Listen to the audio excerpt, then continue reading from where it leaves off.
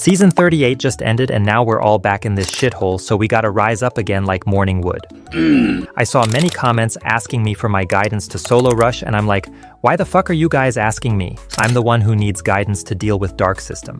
But since you asked, I'm not gonna disappoint you.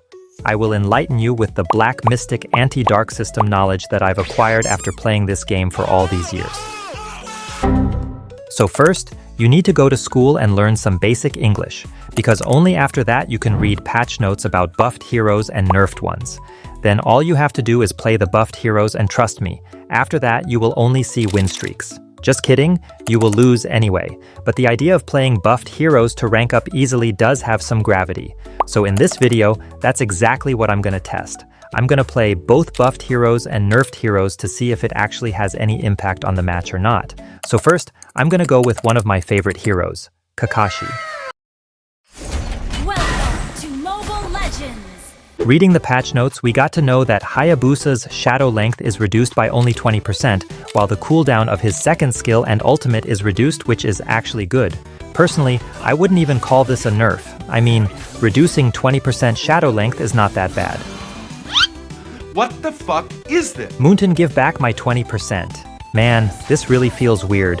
How should I even explain it? It feels like someone cut both of his legs. Still, in this match, I somehow managed to get a good early start.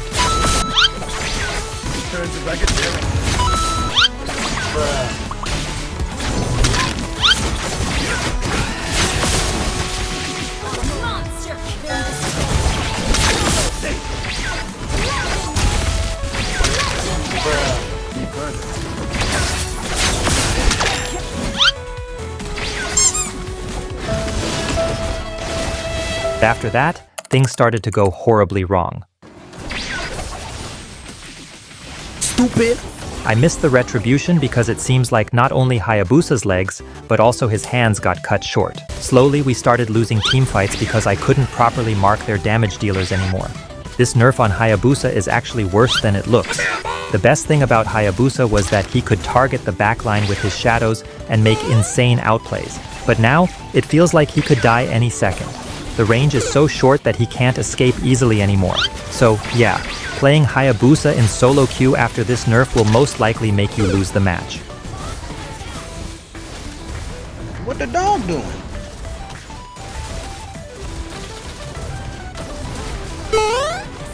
Stupid! Bruh. Next match, I went with the Ice Lady because right now her second skill is buffed. The stun duration increases based on your magic power. To be honest, Aurora is not a bad mage, but she's not a top-tier pick either.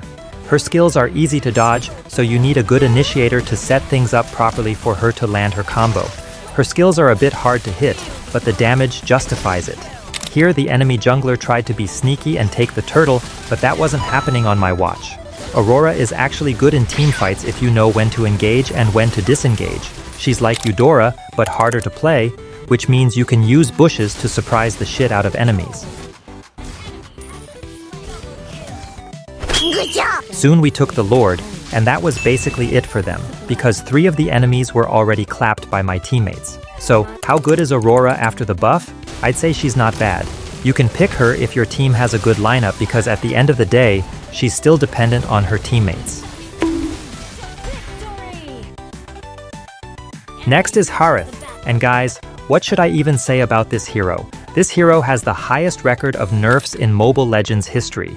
This kitty cat has been nerfed more times than the number of your birthdays. But even after all those nerfs, he's still really good in gold lane against many marksmen. You can play him mid lane, but right now gold lane suits him best. His early game damage is insane, so you can easily dominate gold lane just like this. Boom, boom, boom. Vengeance is really good to pair up with Harith if you're up against attack speed marksmen, because it puts them at a disadvantage by reducing their damage significantly.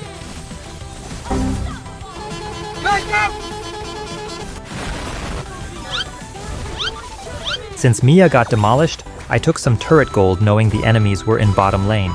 But look who we got here. This China boy left his lane to pay me a visit, and that was his mistake. Doing freestyle just to die is kinda embarrassing, isn't it? But dying because of no mana is straight up frustrating. Anyways, the nerf on Harith doesn't make him irrelevant. He's still a really good pick against marksmen, just make sure the enemies don't pick Mincathar, or else you're fucked. Nice. Next is the Tigreal buff, where his second skill charge speed and third skill base damage are significantly increased.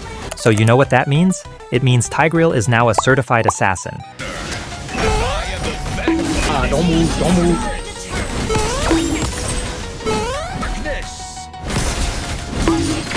Don't move, don't move. So what I did was switch to assassin emblem and build damage items. I could have gone EXP lane, but going damage roam catches enemies completely off guard. Not only enemies, my teammates were shocked too after seeing this damage. Thank you very much. I died a few times because this X-Borg was able to counter me since I had 0 defense items, but I still slapped a lot of enemies straight to their graves. To be honest, damage Tigreal is really fun if the enemies are squishy and haven't picked Purify as their spell. I'd recommend trying this build, just make sure your EXP laner is tanky, otherwise you'll have a rough time in late game. Now let's talk about my boy Granger, who gets nerfed season after season. Is he still any good? Let's check it out. Here my opponent is Moskov, and knowing my early game damage is higher than his, I cleared minions fast to hit level 2 first and started poking him. It looks like he wanted that cart minion so badly that he literally risked dying for it. Again with my cockroach roamer, we slapped this mosquito to death.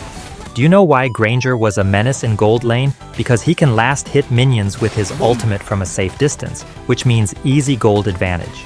Even though he's been nerfed a lot, he's still a solid pick against low mobility heroes. You just poke them with your ultimate, which is insanely annoying, and then finish them off. Since Granger's skills don't really rely on cooldowns, he can spam skills like a madman. Boom. Boom. Boom. What is happening? Boom. Boom. Boom. Boom. Boom. Boom. Boom. So what do I think about Granger? He's still a good choice against less mobile heroes. Even after all those nerfs, he's still a crazy annoying marksman to deal with.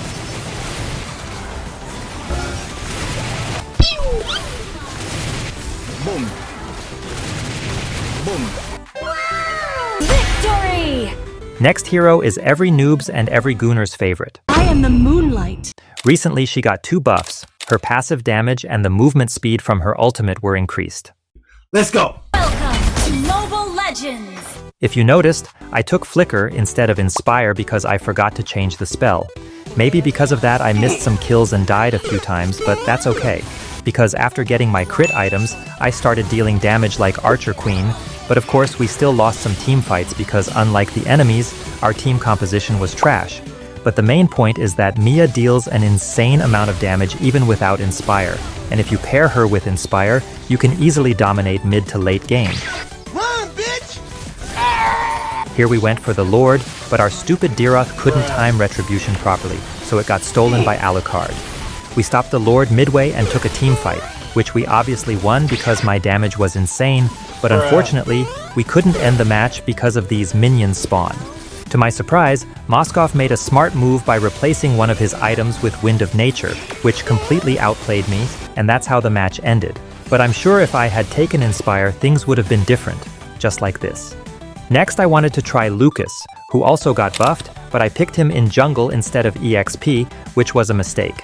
I reached level 4 but couldn't use my ultimate, so this Layla was able to escape with low HP. And that's the main issue with Lucas. His ultimate takes ages to activate. By the time you activate it, the fight is already over. But the damage he gives is insane. He also has crowd control and crowd control immunity if you time his skills properly. That makes him a solid pick to destroy enemies left and right, but soon I realized that I was the only one playing good, and the rest of my team was just dead weight. Anyways, Lucas is a good pick, just don't pick him as hyper because of his long-ass ultimate. Pick him in EXP lane and you're good to go. Oh, you wanna fight? Bruh. Oh shit, not good. Now let's talk about the best buffed hero, which I think is This guy. There's a long-ass description for his buff that nobody really cared about, but in short, he deals high damage. Right now, he deals an insane amount of damage to jungle creeps, which makes him a solid jungler. With this buff, it's really easy to out-farm your opponents and become a menace on the battlefield. Huh? Stupid. This Tigreal really underestimated my damage, which resulted in him getting his ass poked. Gushin was also out of position, so I had to poke his ass too. Another one. Run, bitch! Run! Because of this buff, I was really overfarmed, which gave enemies no chance to make a comeback. It was just me and my team running over every single enemy that stood in our path. The only thing I'm dissatisfied with is taking Lord alone. Since the shield from the first skill is removed, it's now a little harder to solo Lord. But putting that aside, I'll say he is the best buffed hero to rank up with right now.